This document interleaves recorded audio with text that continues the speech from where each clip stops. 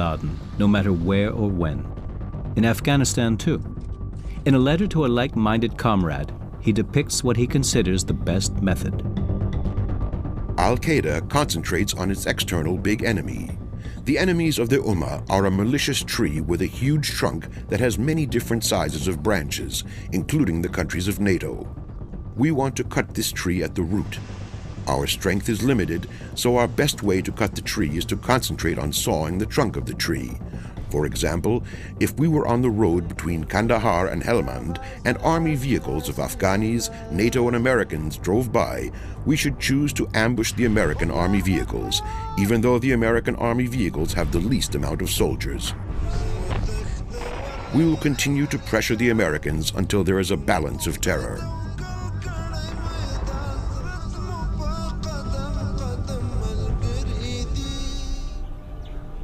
Yet all this is happening far from Abbottabad, where all the allegedly most dangerous man in the world can do is to make a daily tour of the yard.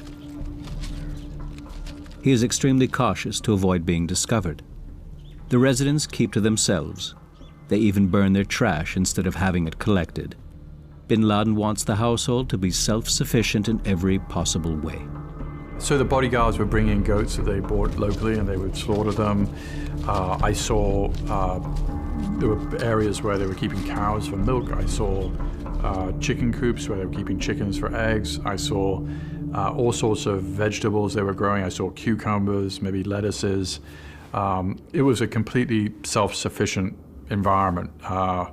There was a practical side of this, which is the more you can keep it, the more you can grow yourself, the less you need to go out and buy stuff, and they were being security conscious in that sense. Bin Laden has reason for caution. His hideout is within the Americans' reach.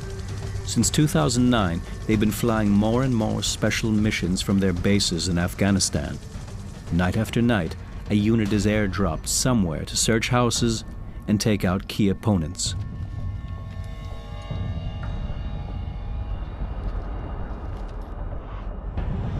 The Americans deploy another weapon to serve this purpose too: drones, unmanned, remote-controlled aircraft.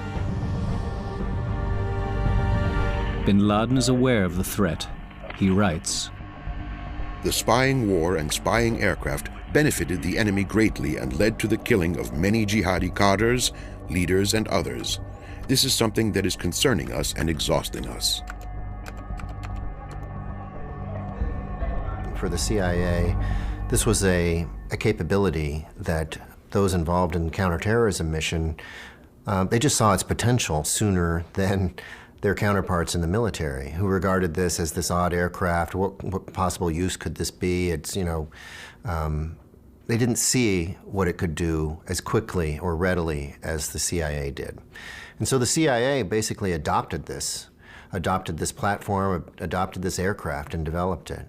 And has enhanced it in ways that are quite remarkable, right? I mean, there is almost a choreography now to the way that they conduct surveillance and even strikes with drone aircraft.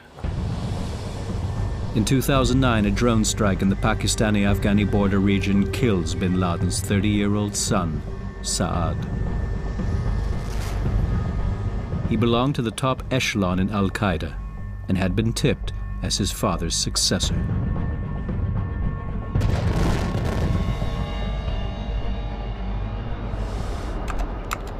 Osama bin Laden writes about his son's death. "May he accept him among the martyrs and elevate his stature, and may he have him in the company of the prophets, the lovers of truth, the martyrs and the righteous people. We also pray that God reward us for this loss and grant us a successor."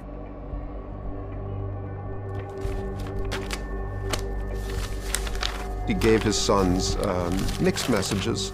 At times, he urged them to follow him into the fight. At one point, according to a memoir published by one of his sons, he even urged his sons to become suicide bombers, which is a little bit hard for us to fathom. But there's also writing that he did at times under pressure For example, his last will and testament at Tora Bora, where he tells his sons, get out of the family business. I've caused enough suffering in your lives. He is behind the massive use of drones. US President Barack Obama. And he is the Americans' key military commander, General Petraeus. Both of them become targets of Osama bin Laden's fantasies of revenge and omnipotence. I asked to prepare two groups with the mission of anticipating and spotting the visits of Obama or Petraeus to Afghanistan or Pakistan to target the aircraft of either one of them. Obama is the head of infidelity. As for Petraeus, he is the man of the hour in this last year of the war, and killing him would alter the war's path. Those are the sorts of things you can't rule out, but seemed increasingly unlikely, seemed increasingly almost as if he, evidence that bin Laden had lost some grip on the reality of the organization he was running and its capabilities. So it was sort of a pie-in-the-sky idea. Yet bin Laden views himself as a realist. He thinks he knows his enemy and writes, One of the most important matters when there is a conflict between two sides, each side needs to be informed about its enemy's culture, history, his way of thinking. He was our enemy before Islam, and he increased his animosity after Islam. It is the Western civilization that occupied our land for 1,000 years. The Greeks 400 years, the Romans 600 years. Yes, I think it was a narrative of a sort of preordained history rooted in certain interpretations of Islamic texts and Islamic forecasts that he had grown up with, but really distorted by the kind of campfire conversations among all of these exiled radicals in these conflict environments. And they kind of created their own mythology to explain what they were doing, why they mattered, and how it would all lead to an important and successful transformational outcome. He didn't understand the United States at all. I mean, and we know now that he visited the United States once when he was a relatively young man. He didn't have much first-hand knowledge of the United States. Some of the people in his family, he had a big family, some of them studied in the United States, understood it pretty well. But he himself, I think, had a very surface understanding. And, the bin Laden bookshelf that he had at his house, I mean, it's full of works by Noam Chomsky and sort of critics of American foreign policy. That's all fine, but it's only one part of the picture. So he didn't, I think his view of the United States was kind of incomplete. And also he was reading, as some people do, stuff that really simply reinforced his own views.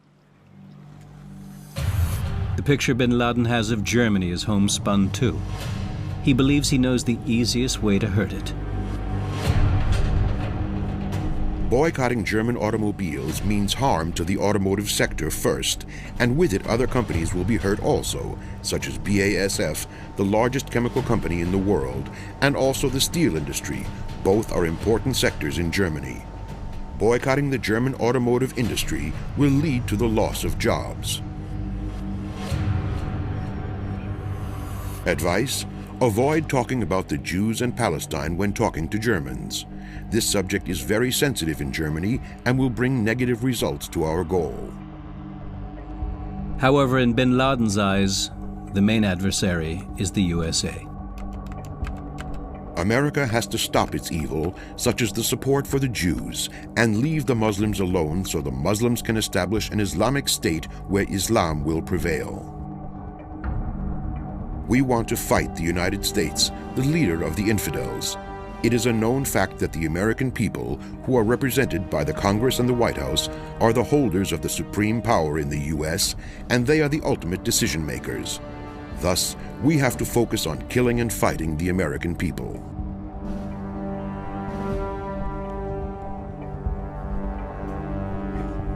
In a nutshell, until 2011, al-Qaeda was one of history's most violent terrorist organizations. Their goal was to attack and kill civilians in the US, but also in the rest of the Western world. Bin Laden makes some calculations. The population of the US is 300 million. 1,000 soldiers were killed in Afghanistan and 4,000 in Iraq. This means that only a small number of them were impacted, which is not enough to make the American people revolt and force the politicians to stop the war. As long as we want to achieve our main objective, we have to conduct our operations inside the US. One large operation inside the US will affect the security and nerves of 300 million Americans. Thus, our main war should be directed to put pressure on the American people inside the US. New forms of terror aren't the only thing bin Laden thinks about in his hideout. Other worries plague him too, as his letters show. Please send me a complete statement on my fund. Also, please send me $30,000 from my personal fund. If there is not enough money in my personal fund, please take money as a loan from the general account. Al-Qaeda was strapped for cash very, very often, even though it was a very wealthy terrorist organization in its time. That's why Osama bin Laden was forced to live on a very modest scale for years. But ideology plays a role here too. He emulated his Saudi and Yemeni forefathers. In so-called Wahhabism, the interpretation of Islam prevalent in Saudi Arabia, a very austere life plays a key role. It's an ideal.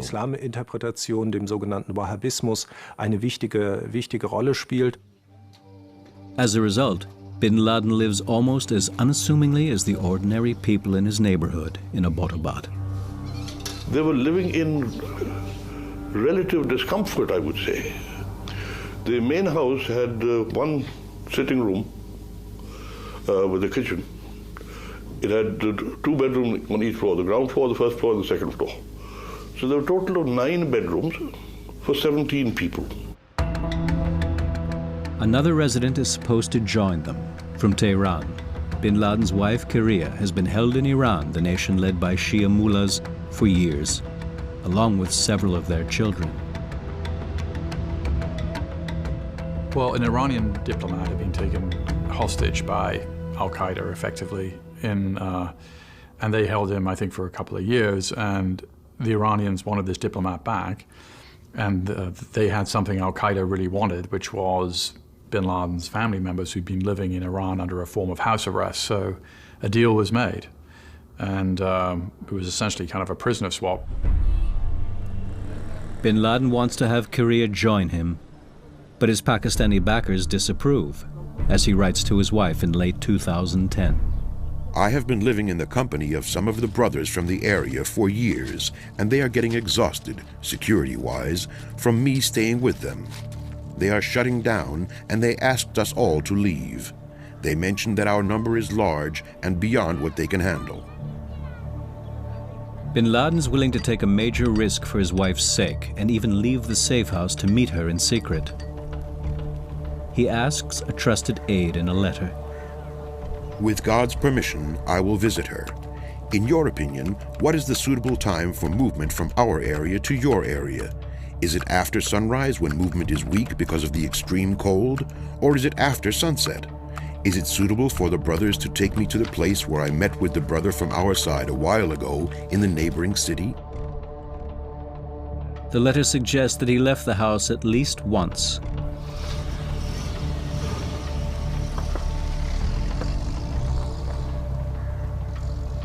It's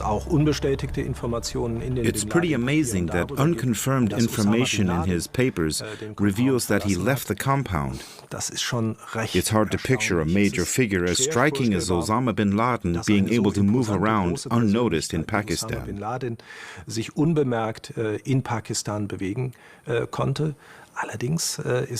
Then again, it is a chaotic country with only one effective entity, the army. Whether in a van or otherwise, it seems that Osama bin Laden and parts of his family were successfully brought across Pakistani territory into the tribal regions and back again. In early 2011, his wife Karia actually joins him in his hideout. He had advised her beforehand. Our security situation does not allow us to go to doctors, so please take care of all your medical needs and keep the prescriptions from every doctor you go to so we can get you the medication when you come to us, God willing, whenever you need it. He had 3 wives who varied in age from 63 to 29. Amal was the youngest one. She's the Yemeni, and she was his most recent bride, and he was living in the bedroom with her. And then he had these 2 other wives who were also living in the house, and he had good relations with them. By that time, CIA search units are already keeping the compound in Abbottabad under airborne surveillance. From the ground as well. They even count the pieces of laundry on the clothesline to figure out the number of inhabitants. Yet, they never catch sight of bin Laden himself.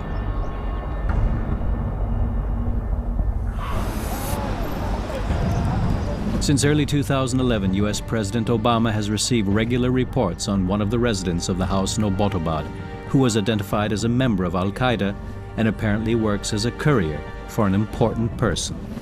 One of the things the CIA did was, okay, what are the alternative explanations for this? Is this a drug dealer who is just keeping a low profile, which is perfectly plausible in that part of the world? Is this some member of al-Qaeda that is not bin Laden? There were alternative explanations, but none were as good as potentially as bin Laden. After nearly 10 years of fruitless searching, finally, a hot lead. At the White House, President Obama decides it's time to act. In the spring of 2011, he sends Navy SEALs to Abbottabad. Whether they're actually going to find bin Laden there is anything but certain. This was not an easy decision. There were doubters in that room who were arguing against proceeding in this way, proceeding with a raid instead of just dropping a bomb or sending a drone. The president reportedly also decides not to notify the Pakistani government in advance. However, some issues regarding Pakistan's role still remain. I do think there are aspects of the hunt for bin Laden and the communication with the Pakistanis that we may not know everything about. In history, these kinds of very sensitive, secret, fugitive hunts, they usually reveal a few layers as the years go on and as more documents become available. Today, the essential facts are commonly known. U.S. Navy SEAL commandos take off from the USA on April 26, 2011, and arrive in Afghanistan after a stopover in Ramstein, Germany. Because they were not convinced that bin Laden was there.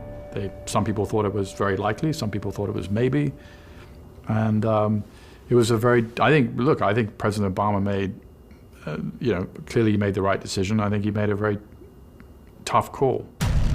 On the evening of May 1st, 2011, 2 commandos set off for Abbottabad from a U.S. base in Jalalabad in Afghanistan. Their flight leaves around 11 p.m. and takes about 90 minutes. The Pakistani Air Force doesn't react to it.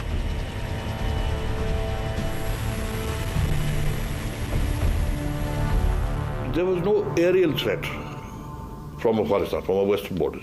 There was no threat by air, or incursion by air, from Afghanistan. The aerial threat was all from India. So all our radars and anti-aircraft devices were placed on that border, not on this border. What is more, the Americans knew which areas were totally undefended, where there were no people. And they could fly through those valleys, low-fly through those valleys, and they could gain entrance, which is what they did. That night, Osama bin Laden goes to bed as usual, on the 3rd floor of the house, in the bedroom he shares with his wife, Amal.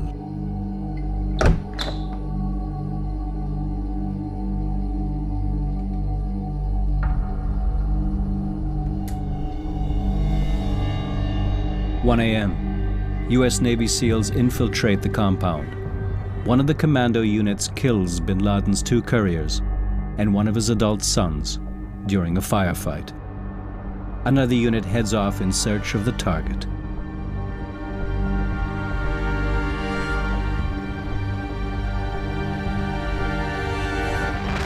Osama bin Laden offers no resistance.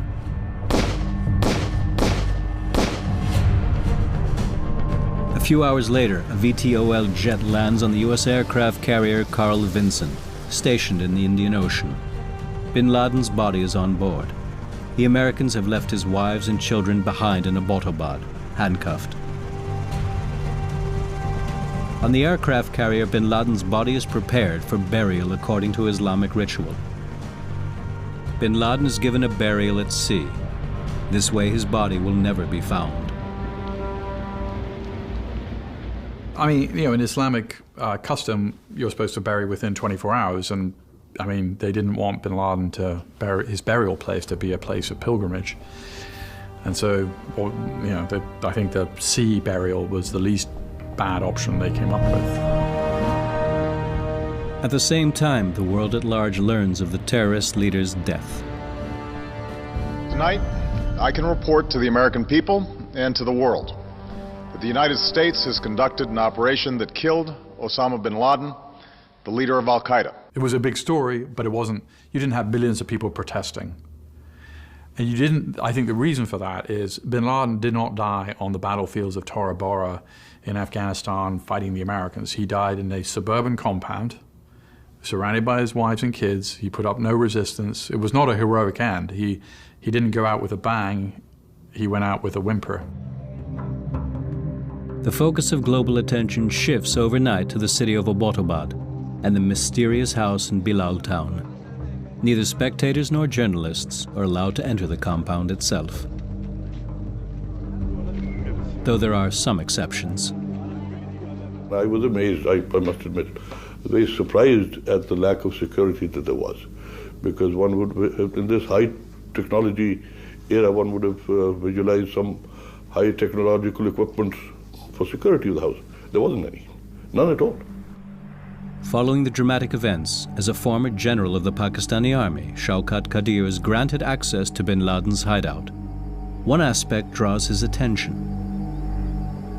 Somebody running away or hiding from the law, what one begins to think of is that the first thing he must ensure is escape routes. Some escape routes. That's the first thing that I was looking for, that he should have some hidden escape routes, and perhaps the attack was such a surprise that he wasn't able to get there. But there were none. There were none. No CCTVs installed outside which you could look at from the inside and say, okay, somebody's coming. Nothing like that at all. Very surprising. Pakistani authorities do not want bin Laden's house in Abbottabad to become a place of pilgrimage, so they have it demolished in 2012. Yet the memory of bin Laden is by no means erased by demolition. Bin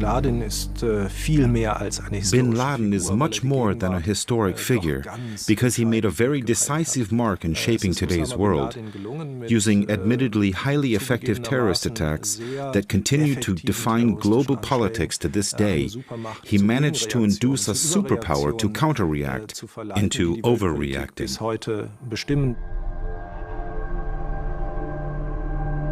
I think his legacy is still significant because he played an important role in legitimizing, in some Islamic radical circles, the taking of mass casualties of civilians in the West, and of creating shock events made for media.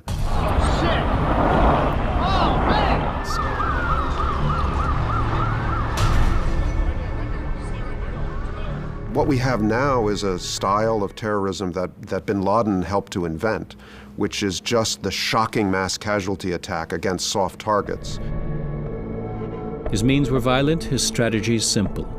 He was set on using terror to combat American influence in the Arab world. The next step was to establish fundamentalist regimes in the Arab nations and ultimately unite them in a caliphate. Well, the real thing is the ideology. Bin Laden was the person who explained that ideology very clearly to a lot of people around the world. And unfortunately, the ideology continues to live. And I don't think it's going to disappear